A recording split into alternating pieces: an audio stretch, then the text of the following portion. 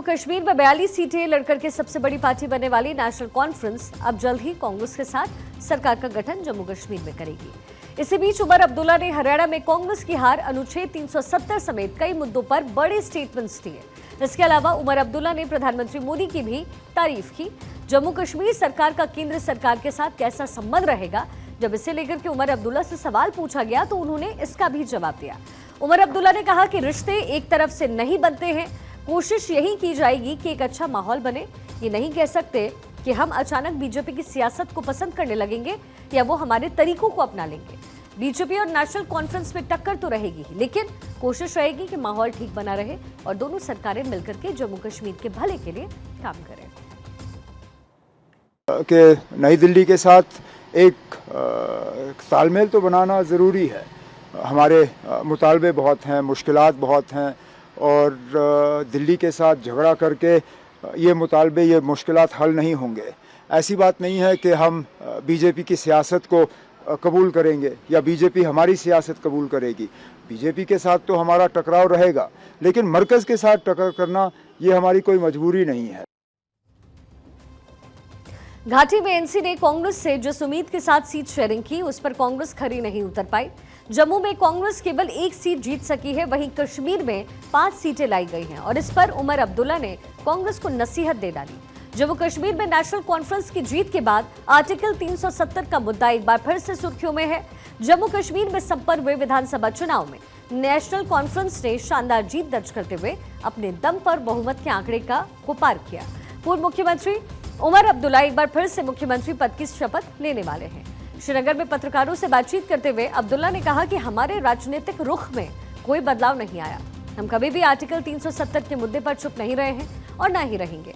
हमने कभी नहीं कहा कि ये अब हमारे लिए मुद्दा नहीं रहा, लेकिन हम लोगों को बेवकूफ नहीं बनाना चाहते। मैंने हमेशा कहा कि बीजेपी ने आर्टिकल 370 को खत्म किया है, उनसे इसे वापस पाने की उम्मीद करना मूर्खता होगी। लेकिन उमर अब्दुल्ला ने यह भी कहा कि नेशनल कॉन्फ्रेंस आर्टिकल 370 के मुद्दे को जिंदा रखेगी।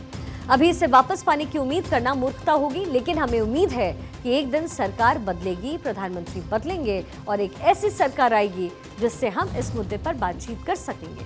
तब हम इस मुद्दे पर चर्चा करेंगे और प्रयास करेंगे कि इसे वापस लागू किया जा सके। मतलब हमारा सियासी मौक़िफ़ बदलेगा नहीं।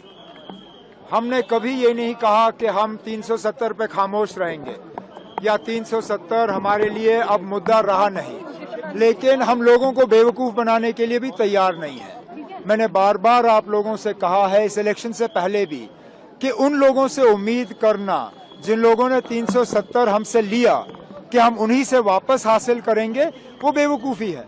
वो लोगों को धोखा देने के बराबर है। हम लोगों को धोखा देने के लिए तैयार नहीं है, लेकिन इस मुद्दे को हम जिंदा रखेंगे, इस पे हम बात करते रहेंगे और यह उम्मीद करेंगे कि आज नहीं तो कल मुल्क में हुकूमत बदलेगी, निज़ाम बदल जाएगा। ऐसी हुकूमत आएगी जिसके साथ हम बैठ के इस मुद्दे पे बात कर सकेंगे। आपको बता दें, इसके अलावा भी बहुत से मुद्दों पर उमर अब्दुल्ला ने अपनी राय रखी है। मीडिया से बातचीत करते हुए अब्दुल्ला ने कहा कि दिल्ली और हमारे बीच एक अंतर है। दिल्ली कभी पूर्ण राज्य नहीं थी और किसी ने इसे राज्य बनाने का कभी वादा भी नहीं किया। 2019 से पहले जम्मू कश्मीर एक पूरा राज्य था और राज्य का दर्जा बहाल करने का वादा हमसे किया गया है।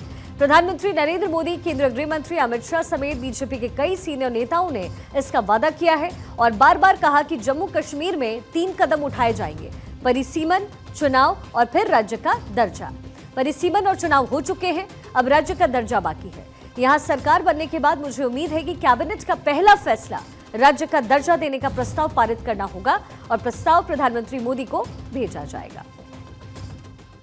बीजेपी के अन्य जो सीनियर मिनिस्टर हैं, उन्होंने बार बार कहा है कि जम्मू कश्मीर में ये 3 कदम लिए जाएंगे। पहले डिलिमिटेशन, फिर इलेक्शन, फिर स्टेटहुड।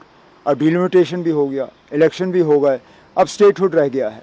तो यहाँ हुकूमत बनते ही मैं तो ये उम्मीद करूँगा कि कैबिनेट का पहला फैसला ये होगा कि वो एक रेजोल्यूशन कैबिनेट के तरफ से पास करें कि मरकज़ को अब जम्मू कश्मीर में रियासत का दर्जा देना चाहिए और वो रेजोल्यूशन लेके वज़ीर आज़म साहब को पेश किया जाए।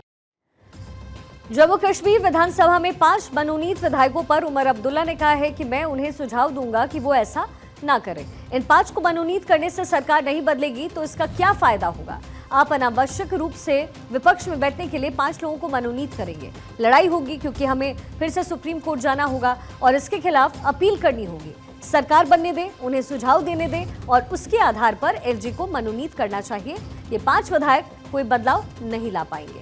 उमर अब्दुल्ला ने आगे ये भी कहा कि अगर निर्दलीय सदस्यों में से 4-5 भी एनसी के साथ आ जाते हैं तो पार्टी की संख्या बढ़ जाएगी और एलजी द्वारा चुने गए सदस्य केवल विपक्ष में ही बैठ पाएंगे। इसलिए टकराव से बचना ही सही रहेगा।